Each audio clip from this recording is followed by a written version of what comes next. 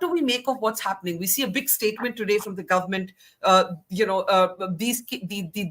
loss of life will be avenged. Will be avenged. The sacrifice will not go in vain. What's happening? The month of June has been very peculiar. Given the relative lull, the turning on of the terror tap by Pakistan again, could it be to derail the assembly election? What's actually going on here, Tavleen Singh? Okay, I agree with General Bhatia that when you go to the valley, it seems calmer than ever before. In Srinagar, downtown Srinagar, you can go in the evenings when you could never dream of doing such a thing. But I have to say that politically, we have become complacent. We must remember this is our problem. If we are being attacked, it is because we have somehow lost the plot. Pakistan, for the past year and a half before they put Imran in jail and all that, has been in a very turbulent state. It's been, the generals in Pakistan have been more occupied with politics and with controlling their own political situation. Now they've got it under control. They're doing what they're always going to do. And it is for us to not have been so complacent, because no state in the whole of India can survive endlessly without a political process. And I think that they delayed it too long. I actually supported the removal of Article 370 because I felt it had become a wall. But after that, they did nothing. I mean, you just put in the jackboot, lock people up, and it doesn't work. Statehood should be restored. A proper political process must be started, and we should strengthen our political defenses as much as our security defenses. Tavleen, while I actually agree with you in principle, it's not as if tomorrow, if assembly elections were being held or the political process had been revived earlier, these terror attacks would not be happening. Pakistan would still be doing what it's always been doing now for decades.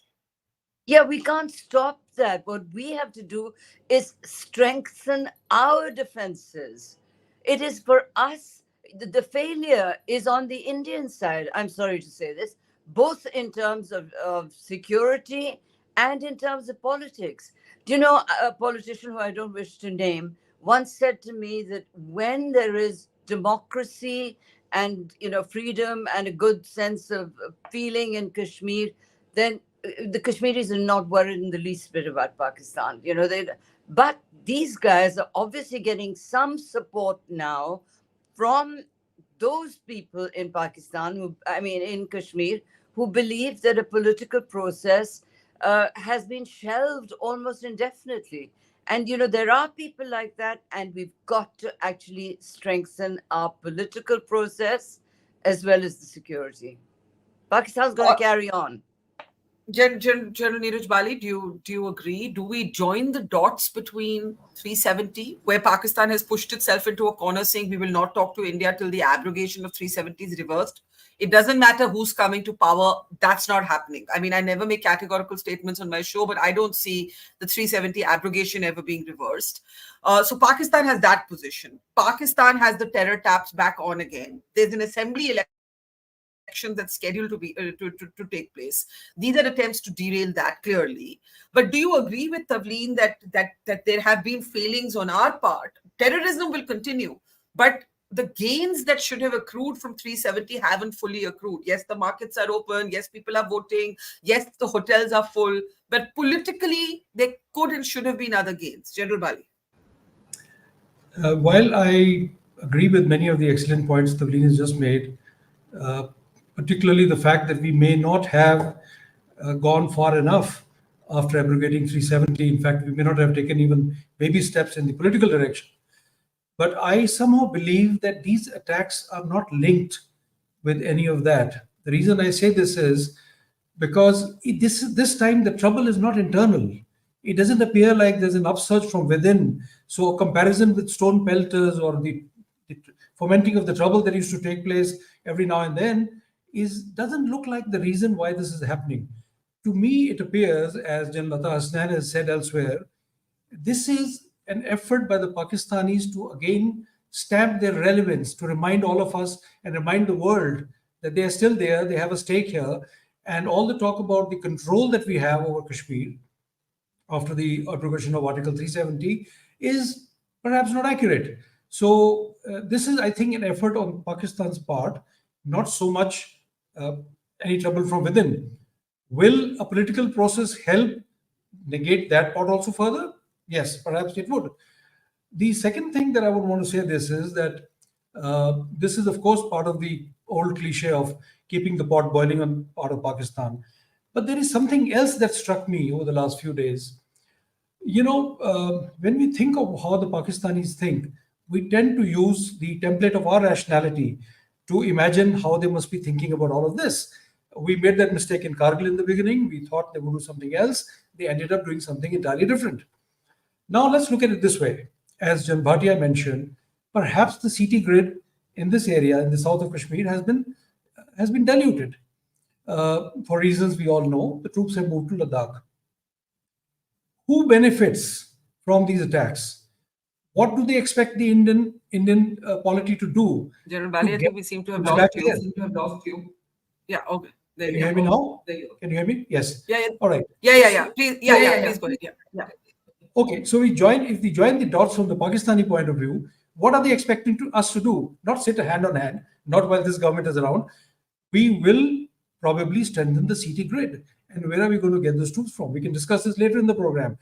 But one of the obvious things they might be hoping is we would be diluting troops from up north. Now, I'm not one for conspiracy. So are you theories, alluding? But I'm talking about. No, hang on. You're alluding effectively to a China-Pakistan nexus. Indian military has been wargaming forever for a two-front conflict. In effect, there is a two-front conflict, right? You have a militarized region in eastern Ladakh now, and you have what you have at the LOC in the international border. Are you suggesting that there is a kind of cohesive coordination between China and Pakistan? I have zero evidence to say that, but I have a very strong hunch that this could well be, we may be getting blindsided here, because this could be a collusive strategy between the two countries. Who benefits from pulling out of troops from Ladakh? There is only one country. So I think we need to look a little out of the box here and not keep imposing our rationality on Pakistani minds and keep thinking it's all to do with only 370 or, it's a little trouble that will take place and go away. I think that is the long-term strategic direction we need to look at. Let me briefly, before I come to Yasho Azad, who I'm sure will have things to say on intelligence gathering, logistics. Why are these trucks so vulnerable that they're able to be shot at and lead to these level of fatalities? Tavleen, to the point that General Bali and General Bhatia have both made, that what we're actually seeing is external terror, not an upsurge from within. In fact, many of these attacks are taking place in Jammu, where there isn't even historic roots of separatism. Therefore, the point you make about 370, while separately valid, may not actually apply to this situation. What would you say, Tavleen Singh? I don't believe that there is the kind of support for for secessionism as there was, but there is still support. If there wasn't support on the ground, these guys would be turned in straight away. I've covered Punjab as well, and as soon as the support from the villagers, ordinary villagers, stopped to the Khalistanis, terrorism ended. Now, in Kashmir, there are very deep-rooted ideas of secessionism, as you know as well as I do. I mean, I can't even remember a time when they didn't exist. So, basically, what we've got to do is not allow any chinks in our own armor, both politically and, and security-wise. And, as a soldier's daughter, I really believe that if somebody kills you, it's your fault. I'm sorry, but you've done something stupid. You haven't been able to. Well, how is it your fault if your vehicle gets surrounded by all sides and you're shot at? How is it your fault? What was that vehicle doing so unprotected? Why was it there without intelligence? It's a total failure of intelligence, a shameful failure of intelligence. Let me bring in Yasho Azad at this point. Do you agree that it's a shameful failure of intelligence, as Tavleen calls it? Well, let me start by saying that irrespective of the regimes, irrespective of any setup in J&K, whether it was a state, whether it was a UT, whether it was a Congress, whether it was a BJP, the attacks have continued sporadically throughout. After we had the slide in militancy, and we were looking forward after Musharraf's, piece at the, at the LOC of a period ahead, and we always maintained that there is there is a lull in violence. The question is, I totally agree with MS Tavleen when she says that there is local support to militancy. There is also another thing. When we are all the time focusing on Pakistan, we must also realize that many of these militants who have been caught are local militants. Number three, as per your intelligence reports and interrogations, it is also clear that they are highly sophisticated in terms of their communications, right? Whether they are communicating on very specialized VoIP protocols, or they are communicating on these special WhatsApp channels. It is difficult for the intelligence agents to get these guys. The other thing is that many of the new timers have also joined in. And joining of these new timers has created a huge problem. And therefore, the heavy dependence on technology that we are keeping all the time doing this electronic eavesdropping, there is perhaps time to go back to the drawing table and also look at the human part of it, which we were getting in fairly good measure some time back. And I'm sure in Jammu, we'll be able to get it back. On the question of intelligence, let us also say that Army has done a brilliant job in Kulgam, where they have neutralized in 2 or 3 encounters about 8 of them. So that also proves that the intelligence grid, as General Bali also said, is very sound and intact in a particular area. And in an area like Jammu, where there is thinned out, the security grid is definitely getting a little weaker. Now, the next point which I want to say, I totally agree that the political process cannot be negated. Irrespective of the violence, whether it's happening in a regime or not, the government cannot fail in initiating the process dialogue. And I also believe it has been very, very late. Third point, the question is, yes, the tourism festival will go on. Good money when it comes, everyone likes it. I was in Pahalgam and it was really, very enjoyable. And I went to that Amarnath Yatra at the beginning also. But when it comes to a Bihari laborer or anyone outside trying to make an entry, he's killed. So the signals are quite clear. The support for the militancy is there in certain quarters. And therefore, the best way is to do what? One is political process as soon as possible. I don't know what we have gained by making as UTs, though I fully support the abolishing of the Article 370. The other thing which I firmly believe in, always pointing things at Pakistan, it doesn't help us. I don't even think that, Pakistan is all the time pushing. Many things are automatic and happening on their own only. In Punch, for example, there was a report that there was a drone. And with the help of drones, we are having these drugs and arms being supplied from various quarters. So what I say is, security grid should be stronger. The political process should be initiated, and along with that, the intelligence has to be strengthened. On Tavleen's point, before I go to Generals Bhatia and Bali, do you think that there are questions to be asked as to why a vehicle should be exposed in this manner? See, we had this debate after Pulwama about how to keep the movement of soldiers safer. Would you call this, even if it's a local intelligence failure, because as you said, the army by contrast has done a brilliant job in South Kashmir, 6 terrorists eliminated there, bunkers that actually reveal, we have that footage, bunkers revealing what's actually hidden inside these hideouts. Do you believe, Mr. Azad, very briefly, before I go to General Bhatia, that there has been a local intelligence failure here? No, many a time, you see, Army is doing a difficult job.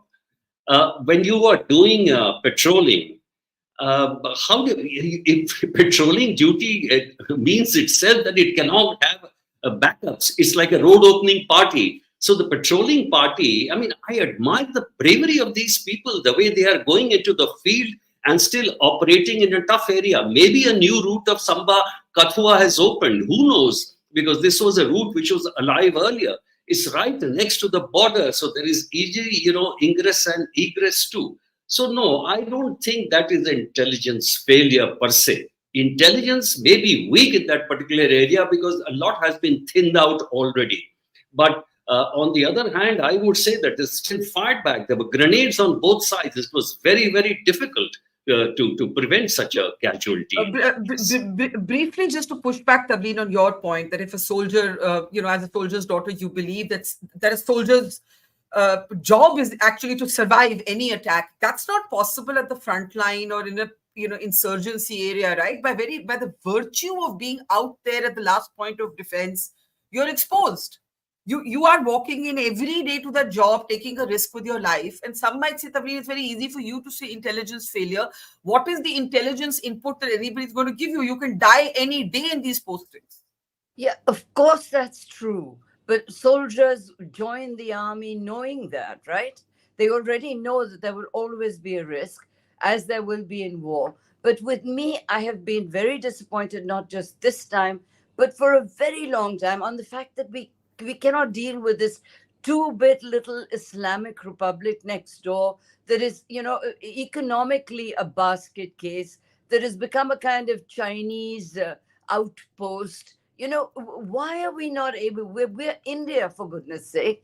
It shames me as an Indian that we aren't more able to deal with these guys. I mean, why is Hafiz Saeed, for instance, not dead yet, as far as I'm concerned? I'm being very frank with you. I don't believe in soft peddling terrorists. If you have a gun in your hand and you see a terrorist, kill him, right?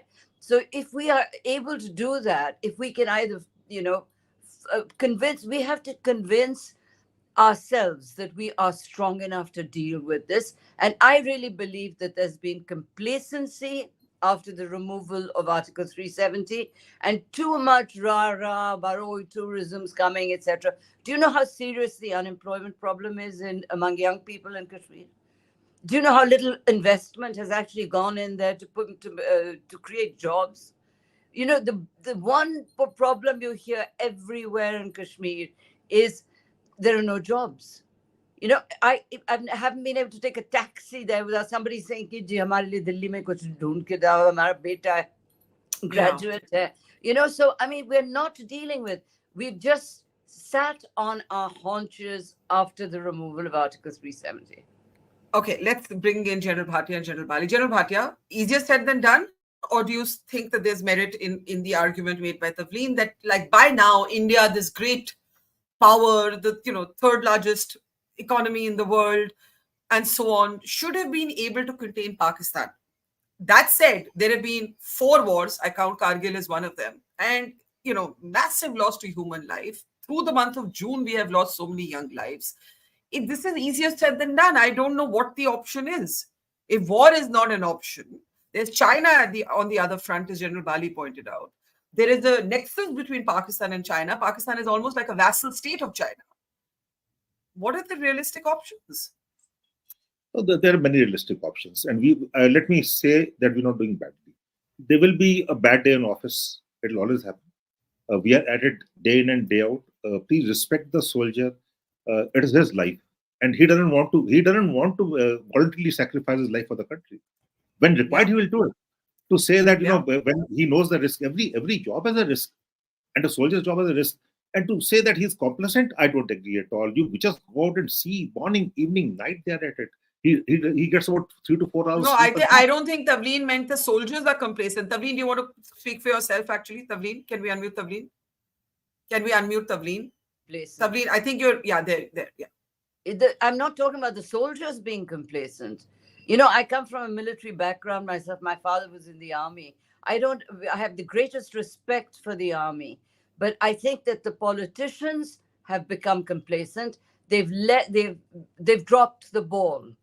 They haven't actually taken the steps needed to bring a full level of peace in Kashmir. Yeah, as we speak, General Bhatia, we are seeing commanders paying homage to the lives lost. 5 young lives lost, several others injured. These are very, very moving pictures. We just saw the Gallantry Awards being given, and I think it broke everybody's heart to see several of the young women, young wives, families left to pick up the pieces of these broken lives. So I completely agree with you that no soldier wants to trivialize what's happening. No young person in their 20s, because that's their age, in their 20s actually wants to go and sacrifice their life for nothing. But my question is, what should be the response? We have drawn some new red lines. We have drawn a Balakot red line. The abrogation of 370 is also a kind of red line, that enough of the old discourse, we're going to do things differently. But now we are faced with these challenges. Is something structurally changing, or is this a bad phase? I think that's the question. Because you see, Pakistan has also been mysteriously and relatively, quiet, relatively quiet. Maybe it was too consumed by its own existential problems. We don't know. But there's also China, and we can't forget China. Yes, there are two things to it. One is the China-Pakistan, I won't call it nexus, I won't call it collusive threat, it's a collaborative threat. There are different between collusivity and collaborative. Yeah. I think it's a collaborative, and I've got to live with it, and we can live with it. We are doing reasonably well on both the counts, reasonably well, right? And we can talk of statistics. In 2000, we would lose about 2,000 plus in the year 2000, 2001, 2003. We lost about 2,000 plus soldiers in Jammu and Kashmir. Right. Today we are down to, this year, down to, I think, a single figure 9. We should not even lose one. But there are two things to it. One is the military, one is the political thing. The military can bring the violence levels down to give us stage to the politicians to step in and ensure peace. What we need in Kashmir today is education, which is happening now. The schools are open, the strikes are down, and we got 46 AGPS, the Army Goodwill Public Schools. The second thing we need, as has been said, is we need employment for the people, right? Economic development, and we need empathy for the people also. So if we don't do that at the political level, I think all the sacrifices will be lost. And that is where I think the politicians have to step in, and the state assembly elections have to go on. We'll have to look at we'll have to live with Pakistan. Pakistan will continue to calibrate the violence levels, definitely.